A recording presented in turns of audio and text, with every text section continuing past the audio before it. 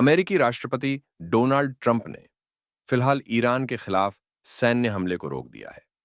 Media reports के मुताबिक शुक्रवार को व्हाइट हाउस में शीर्ष राष्ट्रीय सुरक्षा सलाहकारों, रक्षा अधिकारियों और कैबिनेट सदस्यों के साथ हुई अहम बैठक के बाद ट्रंप ने अमेरिकी सेना को फिलहाल हमले नहीं करने का निर्देश दिया है।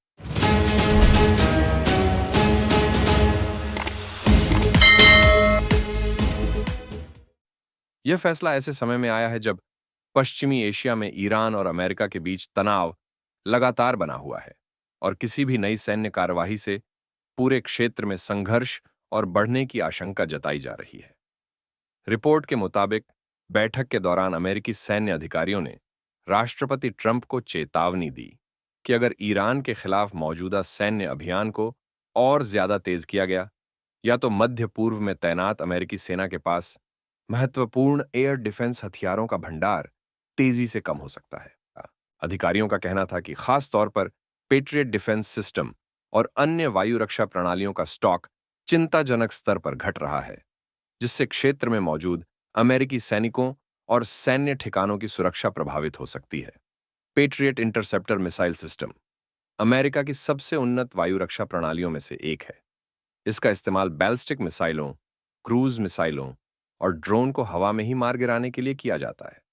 हाल के महीनों में ईरान और उसके समर्थित संगठनों की ओर से मिसाइल और ड्रोन हमलों का खतरा बढ़ने के बाद अमेरिका ने मध्य पूर्व में इन प्रणालियों की तैनाती बढ़ा दी है। ऐसे में अगर इन मिसाइलों का बड़े पैमाने पर लगातार इस्तेमाल होता रहा तो उनका भंडार कम होने से अमेरिकी रक्षा क्षमता पर बड़ा असर पड़ सकता है। रिपोर्ट में यह भी कहा गया है कि अमेरिकी सैन्य नेतृत्व का मानना है कि मौजूदा समय में सेना की रक्षा क्षमता बनाए रखना किसी नए बड़े हमले से ज्यादा महत्वपूर्ण है। अगर एयर डिफेंस सिस्टम कमजोर पड़ता है तो ईरान या उसके सहयोगी समूह अमेरिकी ठिकानों को निशाना बना सकते हैं, जिससे अमेरिकी सैनिकों की सुरक्षा गंभीर खतरे में पड़ जाएगी। हालांकि राष्ट्रपति ट्रंप ने यह स्पष्ट किया है कि यह फैसला स्थायी नहीं है।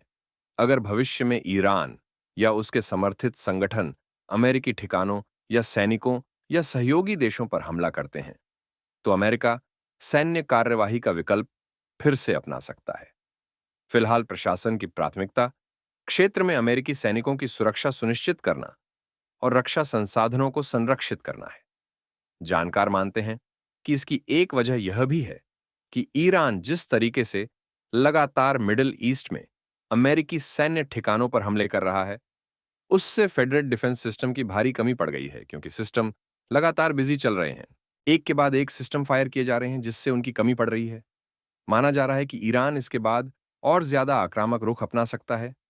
ईरान के सुप्रीम लीडर मोज्तबा खामनेई ने शनिवार को अमेरिका को कड़ी चेतावनी दी। उन्होंने कहा कि अगर अमेरिकी हमले जारी रहे तो उसे ऐसे सबक मिलेंगे जिन्हें वह कभी भूल नहीं पाएगा। उन्होंने ट्रंप के हस्ताक्षर को बेकार और अमान्य बताया। ईरान समर्थित समूहों के गठबंधन एक्सिस ऑफ रेजिस्टेंस का जिक्र करते हुए सुप्रीम लीडर ने कहा कि केवल ईरान ही नहीं बल्कि उसके सहयोगी भी जवाब देने में सक्षम है। पश्चिमी एशिया में समझौता ज्ञापन पर हस्ताक्षर के बाद अमेरिका और ईरान के बीच शुरू हुए नए तनाव के दौर के बाद यह पहली बार था जब मौजतबा ने ईरानी जनता को संबोधित किया। उन्होंने ईरान के दिवंगत सर्वोच्च नेता आया अली खामिनेई के अंतिम संस्कार में बड़ी संख्या में शामिल होने के लिए लोगों की सराहना की। अगर आप भी लेना चाहते हैं देश दुनिया की तमाम जानकारी तो आज ही सब्सक्राइब करें हमारे चैनल को। साथ ही नीचे दिए बेल आइकन को जरूर दबाएं ताकि हर अपडेट आप तक पहुंच सके।